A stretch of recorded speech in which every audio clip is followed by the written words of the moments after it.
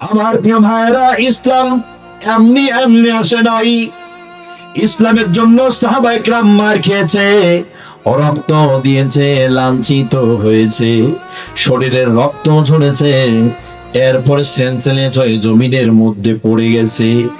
আমার প্রিয় ভাইরা, কখনো কোন সাহাবী রাসূলুল্লাহর বিরুদ্ধে বাধা আসলে আর বিরোধিতা আসলে কোন সাহাবী বসে থাকে নাই। বিশেষ করে আরো একজনের ইতিহাস শোনায় দিচ্ছি। আব্দুল্লাহ ইবনে আতিক রাদিয়াল্লাহু তাআলা আনহু, তার জামানায় সে সময় রাসূলের বিরোধিতা করত আবু রাফে নামে এক কাফের। লোকটার বাড়ি মক্কা মদিনার কোনটাই ছিল না। লোকটার বাড়ি ছিল হিজাজের মাটিতে, মানে মক্কা মদিনার বাইরের লোক এটা। এই লোক মক্কার এসে কাপড়ের ব্যবসা করত। কাপড়ের ব্যবসা করে যে টাকাটা লাভ হতো, সেই লাভের 10% টাকা সে ইসলাম ও মোহাম্মদের বিরোধিতার পিছনে খরচ করত। আমার প্রিয় ভাইয়েরা, আপনি চিন্তা করেছেন এখনো এই কোয়ালিটির মানুষ কিছু দুনিয়ায় আছে? ওরা টাকা দিয়া, পয়সা দিয়া, বুদ্ধি দিয়া, যাহা কিছু দিয়া পারে, যেভাবেই হোক ইসলামকে ঠেকাও, যেভাবে পারো ঠেকাও। আমার প্রিয় ভাইরা, এইরকম কোয়ালিটির লোক ছিল আবু রাফে। লোকটা বিপুল সম্পদের মালিক ছিল। হিজাজে তার বাড়ি ছিল।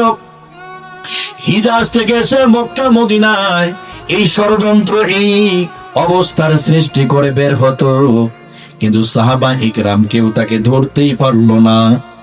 অবশেষে আব্দুল্লাহ ইবনে আতিক রাদিয়াল্লাহু তাআলা আনহু বুঝতে পেরেছে, এই 18 বছরের যুবক সাহাবী বুঝতে পারলেন মক্কা আর মদিনার কোন কাফের এর বিরুদ্ধে কাজ করে না। দেয়ালের মধ্যে লেখা হয় নবীজির বিরুদ্ধে, পাথরের চামড়ায় বাকলে বিভিন্ন জায়গায় রাসূলুল্লাহর বিরুদ্ধে লেখালেখি হয়। আমার প্রিয় ভাইরা, রাতের আধারে ইসলামের বিরুদ্ধে লেখা হয়, কিন্তু সকালবেলা সাহাবায়ে কেরাম দেখতে পায় এগুলো ইসলামের বিরুদ্ধে। কারা লেখে, কারা বলে, কারা এগুলো করে যাচ্ছে, কেউ কিন্তু বোঝে না। তো আব্দুল্লাহ ইবনে আতিক রাদিয়াল্লাহু তাআলা আনহু একটা সময় বুঝতে পারলেন এটা মক্কা মদিনার কেউ না, মক্কার বাইরের লোক। হিজাজ থেকে আবু রাফে এসে করে যায়। বিশ্বনবীর কাছে গিয়ে বললেন, ইয়া রাসূলুল্লাহ, আমি ওয়াদা করছি, আপনার দুশমনকে আমি খুঁজে পাইছি। ওর কারণে, ওর টাকার জন্য, ওর ভূমিকার কারণে ইসলামের বিরুদ্ধে মক্কা মদিনায় কাজ হয়। আপনি একটা বারের জন্য আমাকে অনুমতি দেন, এই কাফেরটাকে আমি একটা দৃষ্টান্তমূলক শাস্তি দেই। যেরকম আল্লাহু আকবার। সাহাবায়ে কেরাম কখনোই বসে থাকে নাই। আমার প্রিয় ভাইয়েরা, শুধু নামাজ রোজা তসবিহ করে সাহাবীরা ঘরের ল্যাপ মাথায় দিয়ে ঘুমায় নাই। সাহাবায়ে কেরামরা আমল করার পাশাপাশি খোঁজাখুঁজি করতেন, চিন্তা করতেন, দেখতেন ইসলামের কারা ক্ষতি করে, কারা ইসলামের উপকার করে।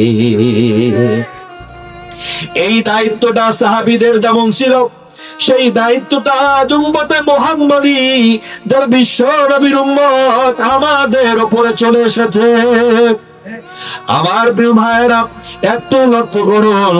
আব্দুল্লাহ ইবনে আতিক রাদিয়াল্লাহু তাআলা আনহু বললেন, ইয়া রাসূলুল্লাহ, আপনি পারমিশনটা শুধু দেন।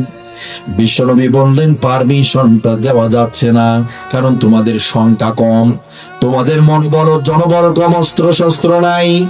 কাফেররা তোমাদেরকে আক্রমণ চালালেই শেষ করে দিবে, তোমাদের একবারই মাটির সাথে মিশিয়ে দিবে। অতএব তোমাদের এখনো তাদের সঙ্গে লড়াই করাবার মতো শক্তি এখনো হয় নাই। আতিক রাদিয়াল্লাহু তাআলা আনহু এক কথা বারবার বলতেছিল, ইয়া রাসূলুল্লাহ, রাতে ঘুমাতে পারি না, খাইতে পারি না, আপনার বিরোধিতা এরা চালিয়ে যায়। আর আপনার উপরে ঈমান এনেছি, সেই রাসূলের বিরোধিতা করবে, আর আমরা ঘরে বসে চুপ করে ঘুমাবো, তা কেমন করে হয়? বিশ্বনবী আতিকের ঈমানের অবস্থা বুঝতে পেরেছে। আল্লাহর হাবিব বুঝতে পারলেন যে এই আতিকের ঈমান এতই বেশি বেড়ে গেছে যে 1000-1000-এর মতো মানুষের কাজ করবে। আল্লাহু আকবার। বিশ্বনবী বললেন, আতিক রে, আমি পারমিশন তোমারে দিয়ে দিলাম, মনের অবস্থা দেখে আতিককে পারমিশন দেয়া হলো 6 থেকে 7 জন সাহাবীকে নিয়ে আতিক রাদিয়াল্লাহু তাআলা মক্কা পাড়ি দিয়ে মদিনার দিকে পাড়ি দিয়ে চলে গেলেন হিজাজে। হিজাজে সন্ধ্যা হয়ে গেল। সন্ধ্যা যখন হয়ে গেছে, একটি ফাতফাত পর্বত নামের একটি চূড়ার পাশে 6 জন সাথীকে লক্ষ্য করে বললেন, সাথী বন্ধুরা রে, পরিষ্কার ভাবে শুনে নাও, তোমরা এই জায়গায় অপেক্ষা করো, আমি দেখে আসি তো এই কাফের আবু রাফের কি করা যায়, এর কি অবস্থা করা যায়। তোমরা এখানেই অপেক্ষা করো, আমি দেখে আসি। এখানে 6 জন ফাতফাদের নিকটবর্তী রেখে দিয়া একাই আব্দুল্লাহ ইবনে আতিক রাদিয়াল্লাহু তাআলা চলে গেলেন আবু রাফের বাসার নিকটবর্তী। পাশে একটু পোশাক করার ভান করে বসে বললেন। সন্ধ্যা ঘনিয়ে এসেছে। বাসার ভিতরের দারোয়ান এসে বললেন, ওহে কে আছো? বাসার ভিতরের লোক, জলদি ভিতরে প্রবেশ করো, না হলে দরজাটা বন্ধ হয়ে যাবে, একটু পর দরজা বন্ধ হয়ে যাবে। আস্তাবলের খুঁটির মধ্যে তালার সরাটাকে আটকিয়ে দিয়ে তিনি ভেতরে চলে গেলেন। সুযোগের অপেক্ষায় আব্দুল্লাহ ইবনে আতিক রাদিয়াল্লাহু তাআলা বসেছিলেন, তিনি ভেতরে ঢুকে গেলেন। আল্লাহু আকবার। 6 জনকে বাইরে রেখে আসতে একাই ভিতরে সিংহ পুরুষের মতো প্রবেশ করল। আল্লাহু আকবার।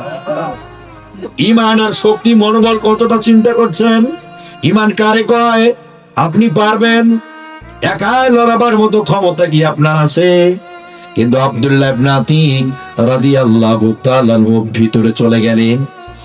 ভিতরে গিয়ে দেখতে পেলেন মক্কা আর মদিনার মুনাফিক আর কাফের গুলো আবু রাফের হিজাজের মাটিতে ঘরের ভিতরে বসে পরামর্শ করতেছে, মক্কা আর মদিনায় কেমন করে ইসলামকে নির্মূল করা যায়, কিভাবে আব্দুল্লাহর বেটা মুহাম্মদকে ঠেকানো যায়, কিভাবে মক্কা মদিনার বিভিন্ন জায়গায় ইসলামের বিরুদ্ধে কুৎসা গাওয়া যায়।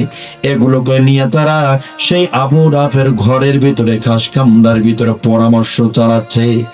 আর নীরবে একটি পিলারের পাশে বিশ্বনবীর বিখ্যাত সাহাবী আব্দুল্লাহ ইবনে আতিক রাদিয়াল্লাহু তাআলা বসে বসে দেখলেন এবং শুনতেছেন। আল্লাহু আকবার। রাত যখন গভীর হয়ে গেছে, আব্দুল্লাহ ইবনে আতিক রাদিয়াল্লাহু তাআলা নীরবে স্তব্ধ হয়ে বসেন। আর কাফের আবু রাফে চিৎকার করে বলে, প্রসাদী বন্ধুরা রে, আজকের মতো এখানে সমাপ্তি করা হলো, যে যার মতো যেখানে পারো গিয়ে তোমরা ঘুমাতে পারো। আমার প্রিয় ভাইয়েরা, এই কথা শোনা মাত্রই গভীর রাতে যে যার জায়গায় গিয়ে ঘুমানো শুরু করলেন। কিন্তু ঘুম নেই নবী প্রেমিক আতিক রাদিয়াল্লাহু তাআলা এর দু চোখে। ঘুম আসছে না টেনশনে রাসূলুল্লাহর বিরুদ্ধে এই কাফিরের বাচ্চা বিশ্বনবীর বিরুদ্ধে টাকা ব্যয় করে, বুদ্ধি ব্যয় করে, সব রকমের ষড়যন্ত্র এই ঘরের ভিতরে থেকে করে। এই কাফেরটাকে কিভাবে থামানো যায়, এই টেনশনে আব্দুল্লাহ ইবনে আতিক রাদিয়াল্লাহু তাআলা জাগ্রত। আমার প্রিয় ভাইয়েরা, রাতের বেলা যখন ঘুমাচ্ছিল সবাই, নাকের শ্বাস প্রশ্বাসের টের পাওয়া যাচ্ছে, শব্দ শ্বাস প্রশ্বাসের শব্দ হচ্ছিল তখন টের পাওয়া যাচ্ছিল যে রুমের ভিতরে সব মানুষগুলো ঘুমাচ্ছে। তখন আব্দুল্লাহ ইবনে আতিক রাদিয়াল্লাহু তাআলা ভাবলেন, এই জায়গায় এতগুলো মানুষের মাঝখান থেকে রাসূল বিরোধী এই লোকটাকে কেমনে বের করা যায়।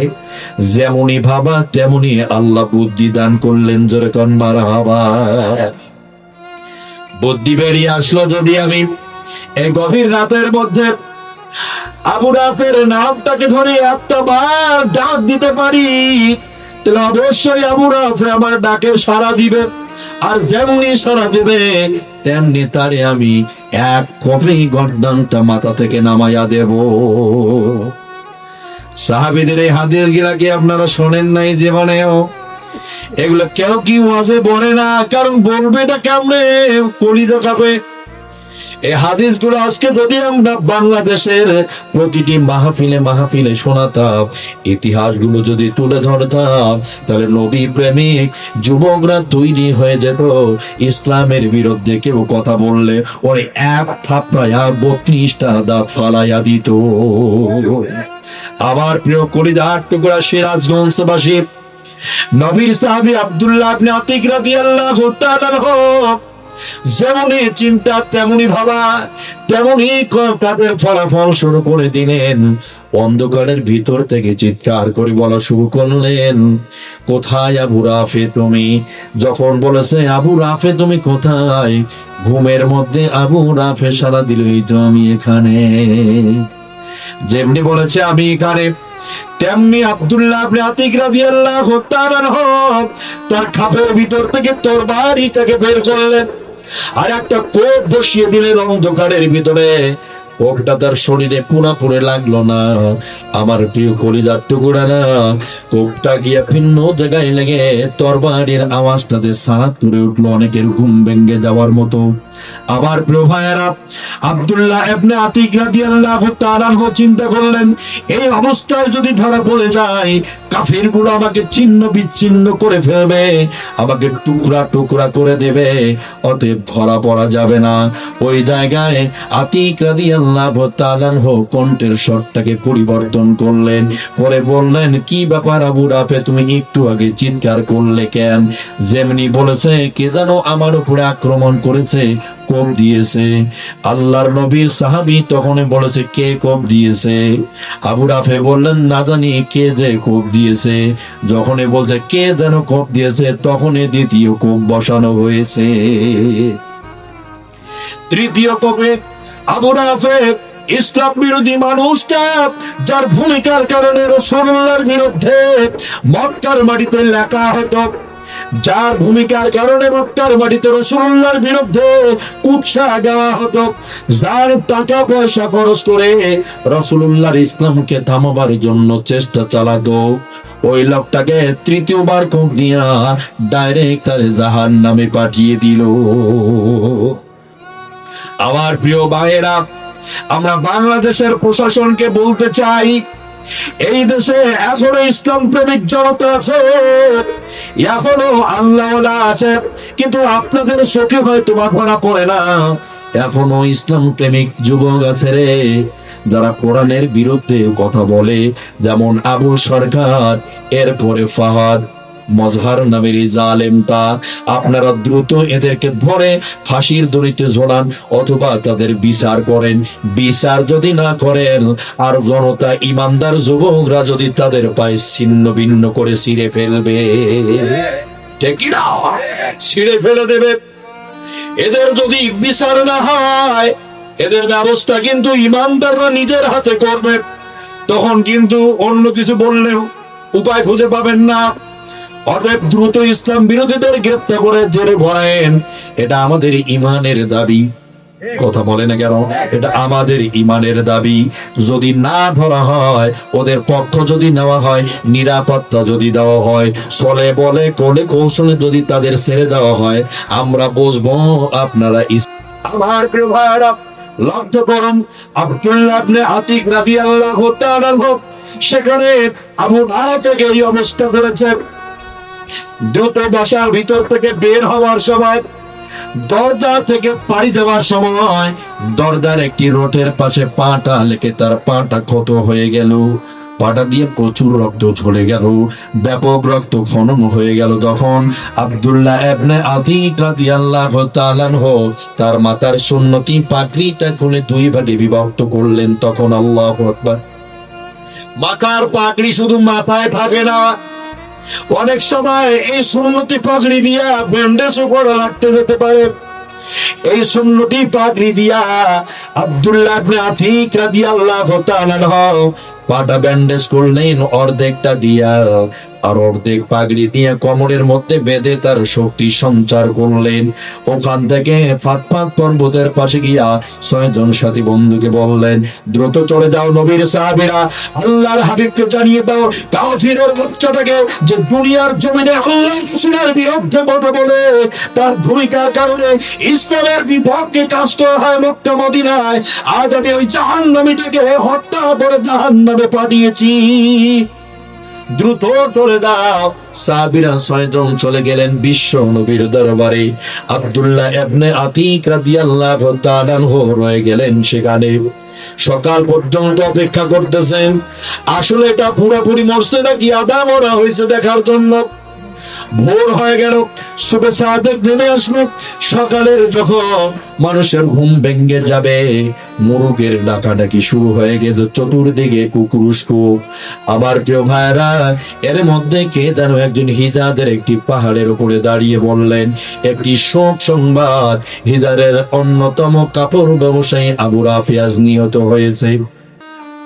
আব্দুল্লাহ ইবনে আতিক রাদিয়াল্লাহু তাআলা বললেন, আল্লাহু আকবার কাবীরা, আল্লাহু আকবার কাবীরা। এই বলে চিৎকার করলেন আর যেতে লাগলেন মক্কার দিকে, প্রিয় হাবিবুল্লাহর দরবারে। আমার প্রিয় ভাইয়েরা, 6 জন সাথী বন্ধু আব্দুল্লাহ ইবনে আতিক রাদিয়াল্লাহু তাআলা এর আগে রাসূলুল্লাহর কাছে পৌঁছে গেছে। নবীজি বললেন, আতিকের সাথী বন্ধুরা, তোমরা গেলে 7 জন, এখানে আসলে তোমরা 6 জন, বিষয় কি? আতিক রাদিয়াল্লাহু তাআলা কোথায়, সে কই রয়েছে? সাথী বন্ধুরা বললেন, ইয়া রাসূলুল্লাহ, আপনার প্রিয় সাহাবী ওই কাফেরকে জাহান্নামে পাঠিয়ে দিয়েছে কিনা, আসলে মরছে নাকি আদা মরা হইছে, এটাকে পরিষ্কার করার জন্য সেখানে সকাল পর্যন্ত রয়ে গেছে। আমার প্রিয় ভাইরা, বিষয়টা আপনাকে বুঝতে হবে। শুধু মজা নিলে হবে না, প্রতিটি কথা কাজে আপনাদের প্রমাণ করা লাগবে। আতিক রাদিয়াল্লাহু তাআলা বিশ্বনবীর রওজায় বিশ্বনবীর কাছে পৌঁছে গেলেন। আল্লাহর হাবিব জনাব মুহাম্মদুর রাসূলুল্লাহ সাল্লাল্লাহু আলাইহি ওয়াসাল্লাম আতিককে দেখে বললেন, আতিক রে, পায়ের তোমার পাগড়িটা কেন কোমরের মধ্যে বেঁধে দেওয়া কেন? আতিক রাদিয়াল্লাহু তাআলা বললেন, ইয়া রাসূলুল্লাহ, আবু রাফের বাসাটা পাড়ি দেওয়ার সময় দরজা যখন পার দিচ্ছিলাম, পাটা লেগে ক্ষত হয়ে গেছে, এই পাগড়িটা দিয়ে ব্যান্ডেজ করে নিয়েছি, বড় জ্বালা হচ্ছে, প্রচুর ব্যথা বেদনা হচ্ছে। আল্লাহর হাবিব বললেন, আতিক রে, আমার সামনে আসো। বিশ্বনবীর সামনে চলে গেলেন। আতিক রাদিয়াল্লাহু তাআলা কে নবীজি বললেন, বাঁধনটা খুলে দাও। বাঁধনটা খুলে দেওয়া হলো। বিশ্বনবী তার এই শাহাদাত আঙ্গুলি দিয়া মুখের লালা নিয়া ক্ষত জায়গায় লাগিয়ে দিতে দেরি, সঙ্গে সঙ্গে ব্যথা বেদনা সারতে দেরি হলো না। আবার প্রিয় কলিজার টুকরারা, আল্লাহর হাবিব কি ওই সময় বলে দিলেন, ও সাহাবীরা শোনো, এই পৃথিবীতে 2টা আমল সবচেয়ে বড়। 1 নাম্বার হলো আইয়ুল আমালি ওয়ালা আল ঈমানু বিল্লাহ, আর 2 নাম্বার হলো জিহাদু ফি সাবিলিল্লাহ। এই 2টা আমল হচ্ছে পৃথিবীতে সবচেয়ে বড় আমল। একটা হলো আল্লাহর উপরে ঈমান আনা, আর দ্বিতীয়টাই হচ্ছে ওই আল্লাহ রাসূলের পথে জিহাদ করা। আল্লাহু আকবার। এই 2টা আমল পৃথিবীতে সবচেয়ে বড়। এখন এমন একটা সময় এসে গেছে, এখন শুধু চুপ করে তসবিহ গণার টাইম না, এখন ইসলামের বিরুদ্ধে বাধা আসতেছে। আপনাদের বসে থাকলে হবে না, লড়াই করতে হবে। কারা পারবে দেখি লিল্লাহে তাকবীর। লড়াই করতে পারবে না, লড়াইয়ের ময়দানে যেতে হবে। লড়াইয়ের ওই ময়দানেতে যেতে তোমাকেই হবে, প্রয়োজনে সব রক্তটুকু জমিনে ঢেলে দিবে। লড়াইয়ের ওই ময়দানেতে যেতে তোমাকেই হবে, প্রয়োজনে সব রক্তটুকু জমিনে ঢেলে দেবে। তবুও তোমায় লড়তেই হবে, মানবে না পরাজয়। তবুও তোমায় লড়তেই হবে, মানবে না পরাজয়। বিপ্লব মানে জীবন দেয়া বসে থাকা নয়, সে কোনো দিন আসবে না রে, করো যদি ভয়। বিপ্লব মানে জীবন দেয়া বসে থাকা নয়, সে কোনো দিন আসবে না রে, করো যদি ভয়। কোথা থেকে কোন ভিনদেশি শকুন আমার দেশে এসে সেবার নামে বসলো জুড়ে মির্জাফরের বেশে। ঠিক না? কোথা থেকে কোন ভিনদেশি শকুন আমার দেশে এসে সেবার নামে বসলো জুড়ে মির্জাফরের বেশে। ওদের করতে নাস্তা নাবুদ হতে হবে নির্ভয়, ওদের করতে নাস্তা নাবুদ হতে হবে নির্ভয়। বিপ্লব মানে জীবন দেয়া বসে থাকা নয়, সে কোনো দিন আসবে না রে করো যদি ভয়। বিপ্লব মানে জীবন দেয়া বসে থাকা নয়, সে কোনো দিন আসবে না রে করো যদি ভয়। ভয় করলে আসবে, ভয় করলে তো সেই সমাজ ব্যবস্থা এই পৃথিবীতে কায়েম হবে না। ভয় যার থাকবে তা দিয়ে হবে না, ভয়কে জয় করে নিতে হবে। কি করতে হবে? ভয় যদি করেন কোনোদিনও হক ও বাস্তব সমাজের প্রেক্ষাপটে আসবে না।